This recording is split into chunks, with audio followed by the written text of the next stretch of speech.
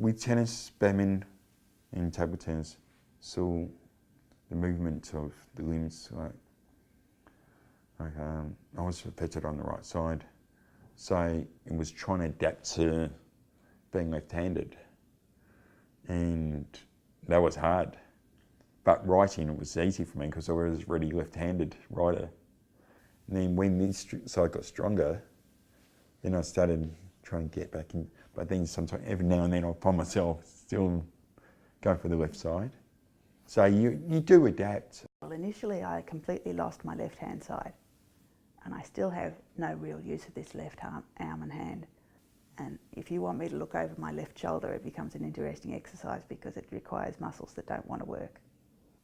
I didn't know where my arm and hand were or what they were doing. So things were happening like I would walk across the hospital room to go to the bathroom and the door would whack me in the head and my arm would be hooked around the door and I didn't even know that my arm was in contact with the door. So I couldn't feel anything at all with my affected hand and I didn't know where it was. So a lot of my therapy was around just understanding the machinery of shoulder, elbow, wrist, fingers, and that they all move, and that to get your fingers places you don't have to move from your shoulder, which is a common movement people make after they've had a stroke. So, hours and hours and hours of therapy just to understand that my wrist could move and doing physiotherapy exercises around that. And I also did intensive therapy on retraining sense of touch in my affected hand. The operations and the movement, because my left arm was locked up in a full spasm for such a long time and both my feet were in a full lock spasm position, I had to have plasters and an operation to get it all movement again, to get any sort of movement again. So from that position to that position, it was probably about 8 months of full-on physiotherapy just to get my arm to move again and my hands. I told Wendy very early on in the piece, you've at least got to learn to do your signature left-handed, otherwise I'm going to cut up your credit card. Yeah. So, and her signature left-handed really hasn't changed since 10 years ago. They say I'm in breakfast, I can't one-handed.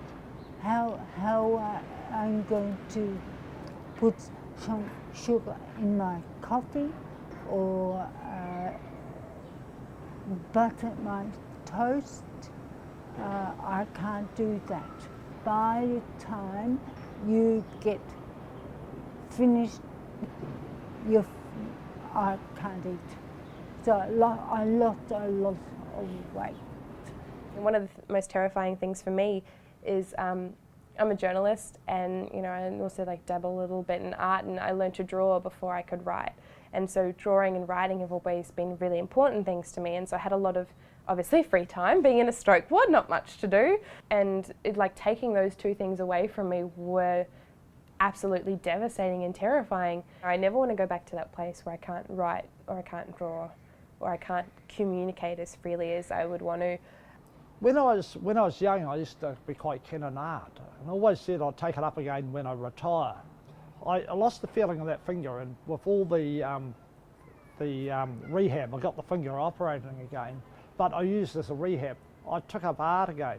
I do pastels on canvas now, and I've done a lot of them. I don't know what I'm going to do with them long term, but I've got a whole lot of pastels on canvas. One recent goal I was working on was holding my wallet with my left hand and getting money out of it. At first, when I started, I would just put the money in my pocket and get my right hand to do everything. And so I started working on the left hand. And now I can hold my wallet, I can take out the money, pay for my train ticket, get the train ticket and put it back in my wallet, or holding my left hand at the same time.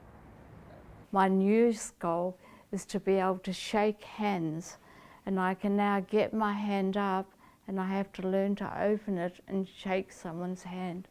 So now I can get my arm up there, but I'm just starting to get my hand movement.